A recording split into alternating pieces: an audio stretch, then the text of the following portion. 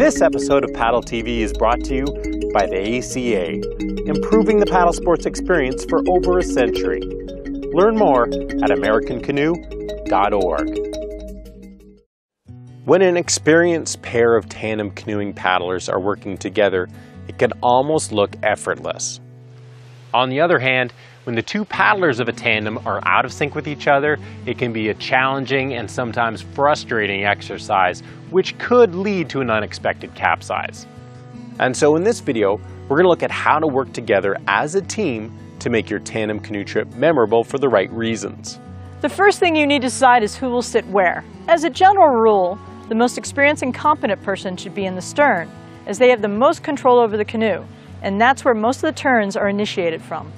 Although the bow paddler has less control of the canoe, they still play a key role in setting the paddling pace, providing propulsion, and helping make adjustments for any turns or maneuvers being performed.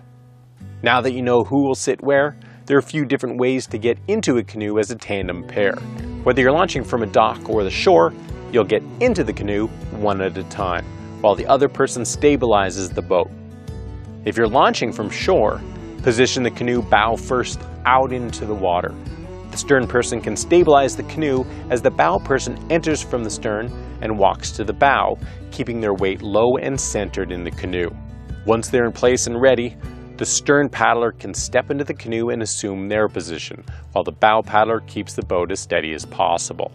When it comes to paddling, the biggest challenge for tandem canoeing is that the bow paddler can't see what the stern paddler is doing, and that's why it's important that you have good communication between each other.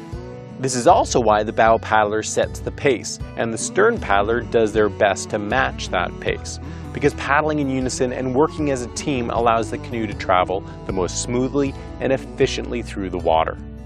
Working as a team is also important if you ever find yourself needing to re-enter your canoe in the case of an unexpected capsize. There are a few different ways to do so, but it'll be much easier if you have another canoe around to help out. That's why it's a good idea to paddle with others. It makes a rescue situation so much easier to handle. With that being said, if you do capsize, take a moment to check in with your partner, make sure they're okay, and collect any gear that's close at hand, especially the paddles. If the canoe is upside down, the first order of business is flipping it upright. Assuming there's another canoe on hand to assist, the canoe-over-canoe rescue is the best option. This rescue involves having the rescue boat drag the upside-down canoe across their canoe to empty out the water before flipping it back upright. The rescue boat can then stabilize the canoe while the swimmers re-enter from the side one at a time. If there isn't another canoe around to help, then re-entering your canoe from the water is going to be much more challenging, and so you need to practice before you head out on the water.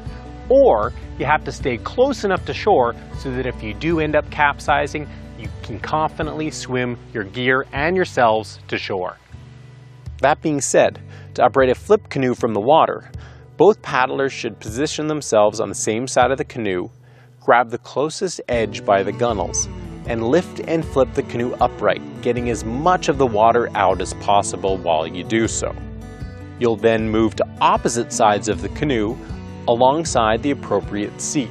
With a firm grip on the gunnels and your legs out on the surface behind you, you'll count to 3 and in unison use a strong kick of the legs and pull with the arms to get your bodies over the gunnels and into the canoe. The trick is doing it together so that one person doesn't pull the canoe back upside down. Well, I hope you found this video helpful, and if you did enjoy it, please subscribe to our Paddle TV YouTube channel and stay tuned for lots more canoeing tips and tricks.